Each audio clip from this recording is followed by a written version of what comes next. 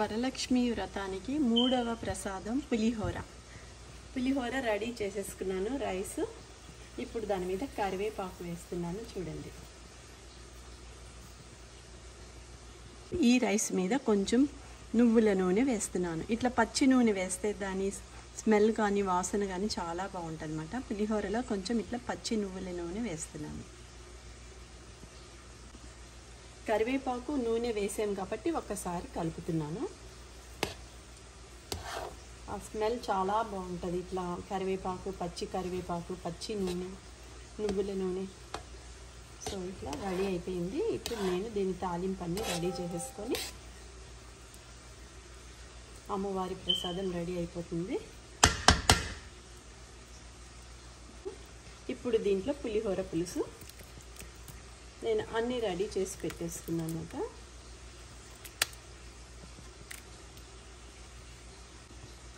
పులిహోర పులుసు వేసాను కదా, ఇదంతా శుభ్రంగా మిక్స్ చేసేస్తాను. ఇప్పుడు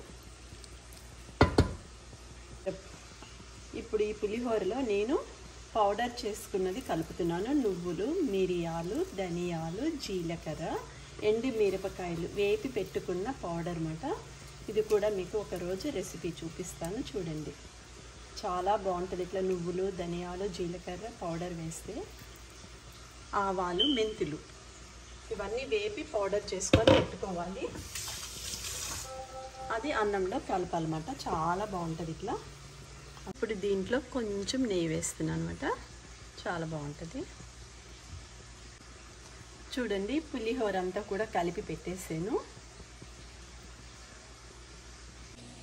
చూడండి, ఈ పులిహోరలో నేను పోపులన్నీ వేస్తున్నాను. ఎందుకు ఇలా వేస్తున్నానంటే క్రిస్పీగా ఉంటాయి, అందుకని జీడిపప్పు, పల్లీలు ఇట్లా వేస్తే చాలా బాగుంటుంది. ఇప్పుడు నేను వేస్తున్నాను, చూడండి. ఒకసారి ఇదంతా మిక్స్ చేసేస్తే పులిహోర ప్రసాదం రెడీ అయిపోతుంది. వరలక్ష్మి వ్రతానికి లక్ష్మీదేవికి చేసిన ప్రసాదం.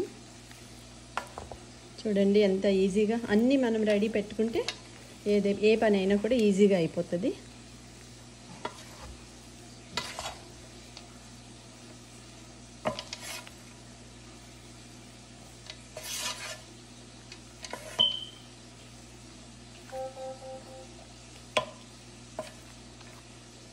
రెడీ.